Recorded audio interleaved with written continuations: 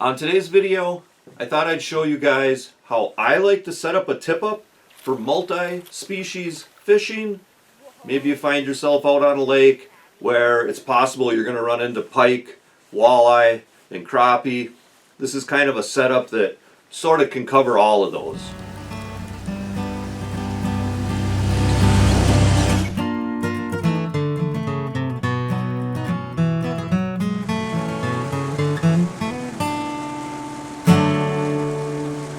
Hey there, outdoor YouTubers.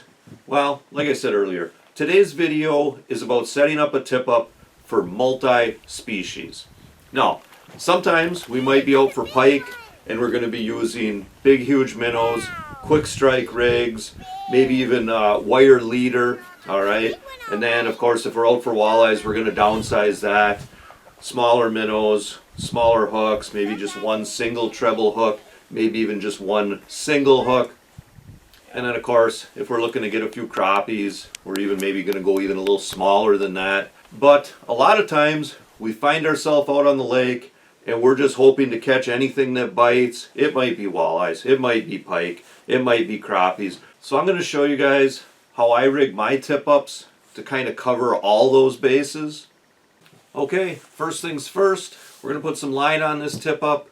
I like to go with like a heavy nylon braided tip-up line.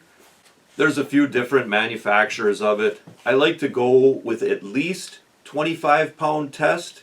Now, that's not because I'm running around catching a lot of big fish where I actually need that heavy of a line, but anything less than 25-pound test gets to be kind of a thin diameter, and then when you're using bare hands and you're hooking that fish, but I've actually had the line kind of cut into the grooves of my fingers. But once you get up to 25, 30-pound test, it's a little bit thicker diameter, doesn't cut into your fingers nearly as much. Definitely don't want to use any of those really thin diameter braids or those thin diameter fusion lines that you might be using in the summer. Those lines are definitely going to cut into your fingers if you're using bare hands and hooking fish. Okay, so we're going with this 30-pound test Beaver Dam tip-up fishing line. We're just going to go ahead and slide this line guide out of the way, all right, and then we're going to attach the line to the spool of the tip-up. Now, a simple double overhand knot will take care of things most of the time. Tie it kind of tight, get in there, snip it off. Now, sometimes that line will spin on the spool of your tip-up, so you might want to wrap it a few times around, kind of get it to catch nice and tight, and then maybe go ahead and reel the tip-up line on. Now, several years ago, I did a video about spooling a tip-up using a cordless drill, and that method works fine if you're doing multiple tip-ups. But I will go ahead and I'll leave a link to that video below in the description of this one if you want to check it out. Maybe you're doing multiple tip-ups. It does make the process go a little bit faster, and you can see a much younger version of me in that video because it's from several years ago. Okay, but today I'm only doing one tip-up, so I'm just going to kind of spool this up by hand. So for this part, all I'm doing is just putting this spool of line on this screw sticking up here. If you got somebody to hold the spool for you, you know, put a pencil through it. That works real good too.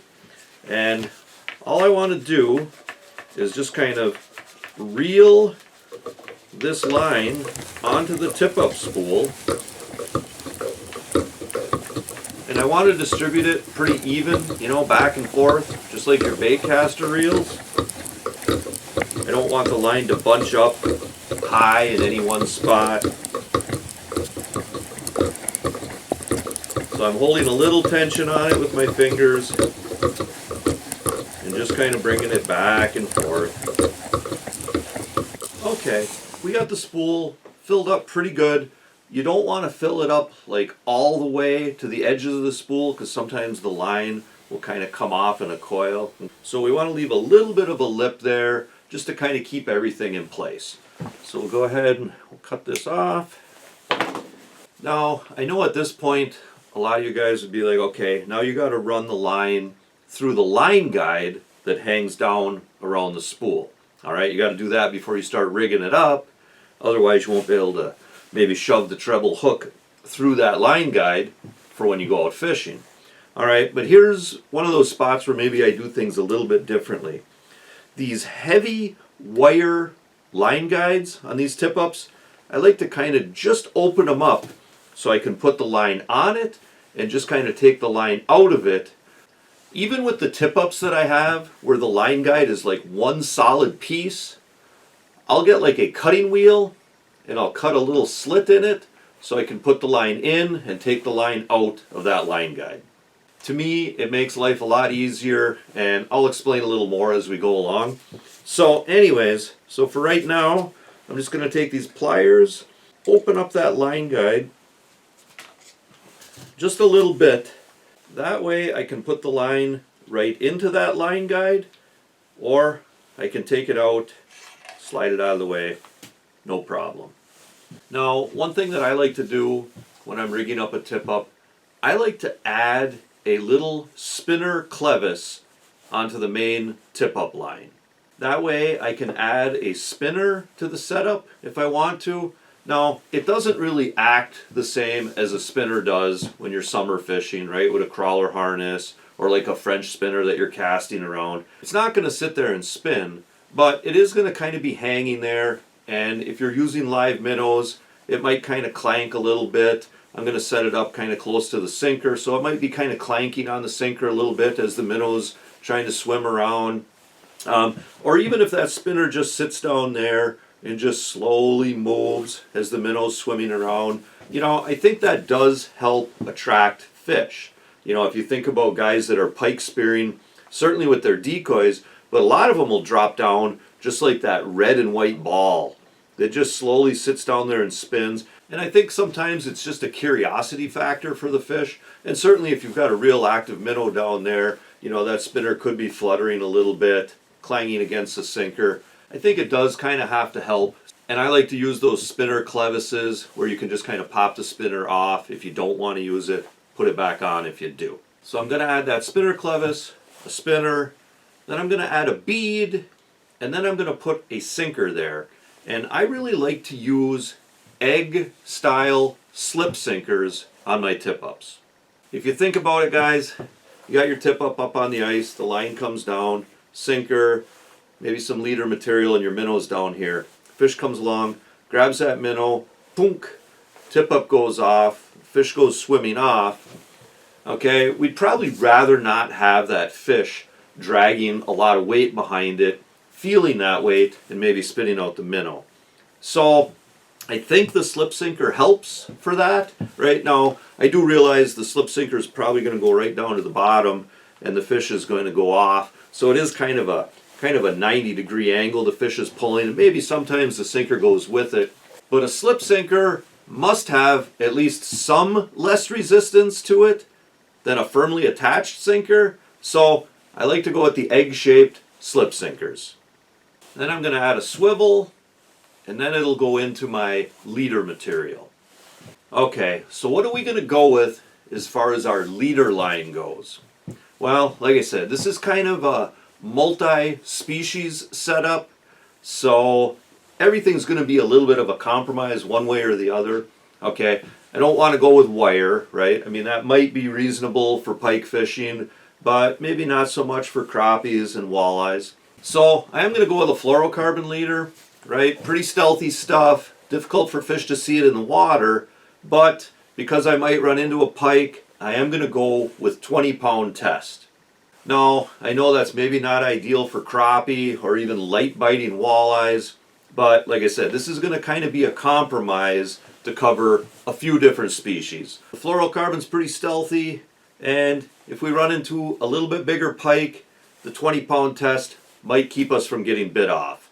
And that fluorocarbon leader is going to be about 18 inches, roughly, give or take a little bit, and I'm going to put a treble hook on the end of it. And the size treble hook kind of depends on the size fish you're expecting to catch, or maybe even the size minnow that you're going to be using. If there's a possibility that you're going to be getting a few crappie. You're going to want to go a little smaller treble hook, of course a smaller minnow. If you're kind of expecting to catch a few more pike or walleye, of course you can go a little bigger. Again, it's just going to kind of depend on the size minnows you're using or the size fish that you expect to catch. Alright, so I got my spinner, a bead, my slip sinker, another bead, swivel, fluorocarbon leader, and the treble hook. And then I'm going to go ahead and I'm going to add a line marking device onto this tip up, right? Usually that line marking device will go somewhere below the spool when you're set up and you're fishing with it. That way, if you catch a fish on there and it peels off some line, you hook the fish, bring the fish in, catch the fish. You have that line marker so you can get that line set back up exactly where you were before. Now, I know a lot of guys like to use these little teeny bobbers as line markers, and then I know some guys will actually weave the line through a button as a line marker. But one thing that I don't like about weaving the line through a button is if you need to move that button kind of a little bit longer distance, it's kind of a pain in the butt, right? To slowly kind of thread that line through that button. Say if you were fishing one day, you were fishing that tip up in 10 feet of water, and then the next day you're fishing that tip up in 30 feet of water. You know, you might want to move that button like 20 feet down the line, and that can be a little bit of a pain to kind of slide it all that way.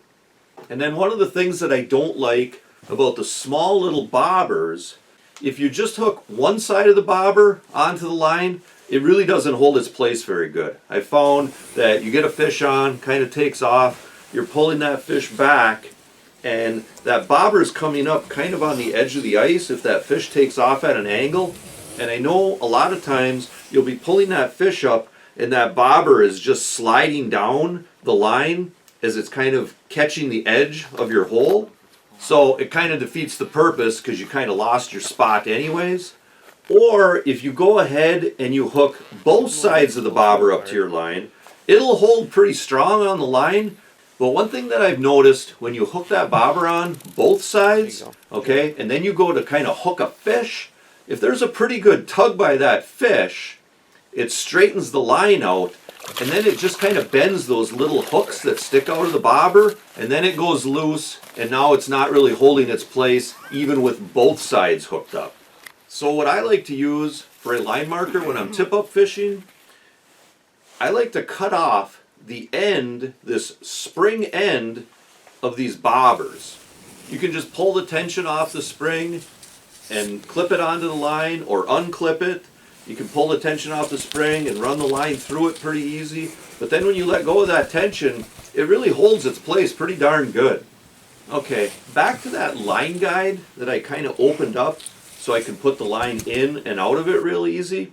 Okay, one of the main reasons that I like to do that, right, is you get a fish on, okay, you peel off a bunch of line, you're bringing that fish in, all that line is laying out on the ice as you're fighting the fish. Well, after you get that fish, all that line that the fish peeled off has got to go back on this spool, okay? And if your line is in the line guide, you kind of got to sit there out on the ice, maybe you got cold hands, and you got to kind of spin that little crank and this little spool and get it all back on there, okay?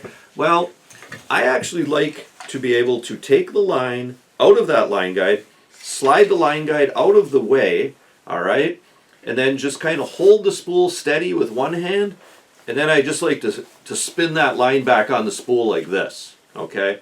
It seems a lot quicker and a lot easier to me than sitting there and trying to use the little crank. So that's one of the main reasons that I like to be able to easily take that line in and out of that line guide. Now, you guys might have noticed, this is kind of a unique looking tip-up. It's in the same style as those rail style tip-ups, but the body of the tip-up really isn't a rail, is it? This tip-up kind of collapses in and around itself and makes it really handy for storage, and I'm going to show you that. Okay, first, the flag kind of just flips around and it's telescopic, so you shorten it up and it flips right around and closes on the inside. And then the body of this tip-up kind of closes down in and around itself. And then you're just left with this. No hooks sticking out, nothing to snag on anything. It's actually pretty short when it's closed down. You can fit several of these in a 5-gallon bucket. I really like the design of this tip-up. This tip-up is made by Vexen, and I'll leave a link below in the description of this video if you want to head to their website and check these out. But I'm really loving this tip-up. And it's got all those other features that you like to have in a rail-style tip-up. This trip shaft on the tip-up has 2 different settings. Spool is really smooth, and it actually even has a magnetic and a normal hook keeper on the inside to hook that treble hook onto. So again, if you think you might be interested in this Vexen tip-up, I'll leave a link below. Eat shark. Very good. So guys, if you're interested in more videos about getting out and enjoying the great outdoors of Michigan's Upper Peninsula, be sure to check out the entire channel. And if you enjoy what you see, please consider liking and subscribing. And for bonus content, be sure to check out our Patreon page. A link to this page can be found in the description of this video. And also guys, remember to hunt, fish, laugh, repeat. Thanks for watching, and God bless.